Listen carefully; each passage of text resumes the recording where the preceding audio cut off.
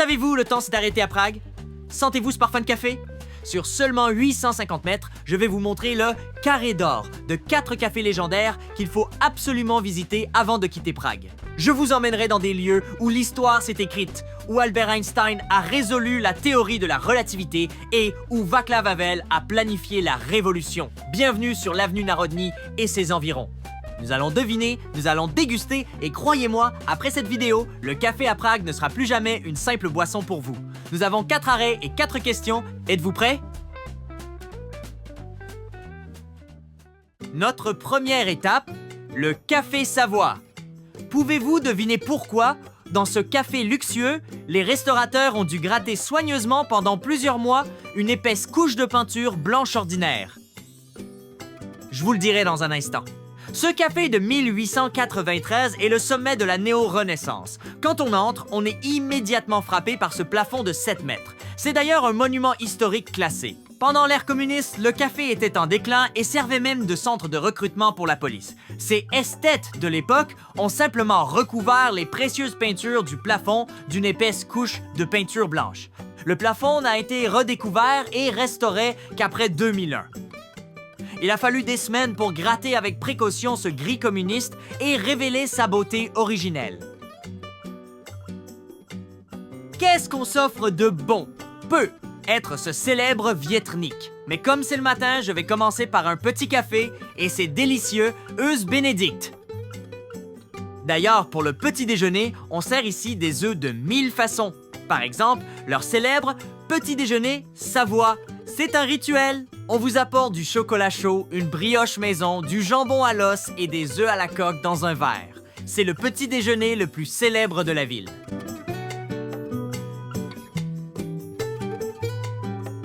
Et le prix d'un tel petit déjeuner? Environ 20 et 1 euro. Et maintenant, traversons le pont vers le centre, vers l'un des cafés artistiques les plus célèbres. Savez-vous quel personnage célèbre sur un tableau de ce café boit une boisson verte et pourquoi il a l'air si effrayant? Je vous le dirai dans un instant. Et regardez, le pont Charles!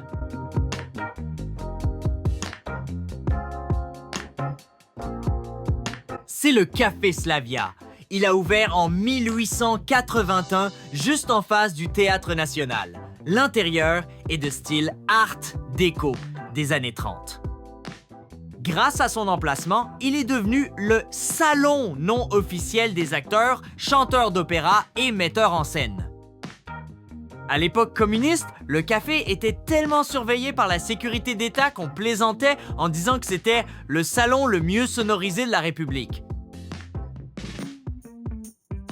Et maintenant, la curiosité. Le tableau Le buveur d'absinthe de Victor Oliva. On dit que le peintre l'a peint directement pour le Slavia afin de rembourser ses dettes de café et d'alcool. Si vous regardez le tableau sous un certain angle, la fée verte semble sortir de la toile. C'était aussi le deuxième salon du président Václav Havel, qui avait sa table près de la fenêtre. Autrefois, le prix Nobel Jaroslav Seifert ou le compositeur Bedřich Smetana s'y asseyait. Et que goûter ici? Le traditionnel strudel aux pommes tchèques et pour accompagner, l'absinthe. Le Slavia est l'un des rares endroits où boire de l'absinthe relève de la tradition et de la culture et n'est pas seulement un effet wow pour les touristes. C'est un retour dans la Prague décadente du 19e siècle. Moi, j'ai préféré l'eau plate, vous savez, le tournage. Le prix? En comptant la vue sur le château de Prague, 12 euros.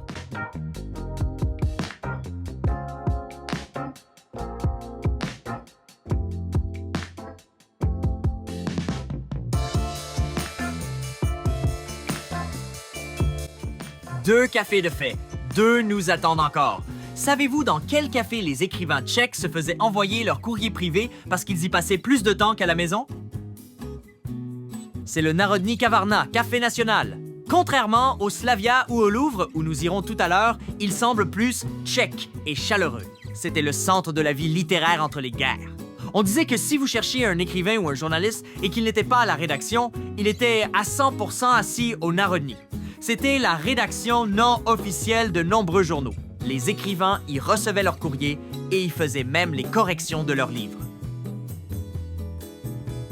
L'écrivain Karel Čapek y aurait conçu une partie de ses œuvres. Vítězslav Nezval y siégeait aussi. On raconte qu'il pouvait boire 10 cafés en un après-midi et écrire tout un recueil de poèmes pendant ce temps. Que prendre ici? Un café viennois avec de la crème chantilly et un viennochek traditionnel. Le Café National est un lieu où le café sent la littérature et où l'on peut encore ressentir cet esprit créatif qui a aidé à écrire l'histoire de la culture tchèque. Et enfin, savez-vous quel café les communistes détestaient au point de jeter tout son mobilier historique par les fenêtres directement dans la rue en 1948? C'est le Café Louvre, fondé en 1902. C'est un espace immense qui rappelle les grands cafés parisiens. Couleur rose et crème, haut plafond et miroirs géants. Au Louvre, il n'y avait pas de téléphone pour les clients, mais il y avait des messagers du café qui transportaient les messages de table en table dans les vastes salles. Il y avait aussi, et il y a toujours, la salle de billard, où l'on jouait pour de grosses sommes d'argent. Le fait curieux est qu'en 1948, le café a été fermé de force par les communistes et tout l'inventaire a été jeté par les fenêtres. Il n'a rouvert qu'après 1992. Quand Albert Einstein enseignait à Prague en 1911, il venait ici tous les mardis soirs pour rencontrer des amis. On dit qu'il griffonnait ses équations sur les serviettes à cette table d'angle. Commander. Si vous avez faim, prenez une Svichkova. Le Louvre est connu pour cuisiner, bien que ce soit un café, l'une des meilleures Svichkova du centre de Prague. Pour moi, aujourd'hui, il ne restait de la place que pour un coca. Et voilà, Prague, ce ne sont pas seulement des monuments, ce sont des gens et l'atmosphère que vous absorbez à chaque gorgée de café. Lequel de ces cafés voulez-vous visiter en premier? Dites-le moi dans les commentaires. Je les lis tous. N'oubliez pas de vous abonner pour ne manquer aucune facette de Prague et si le mauvais temps vous gâche la visite, regardez ma vidéo « Que faire à Prague quand il fait moche ». Salut!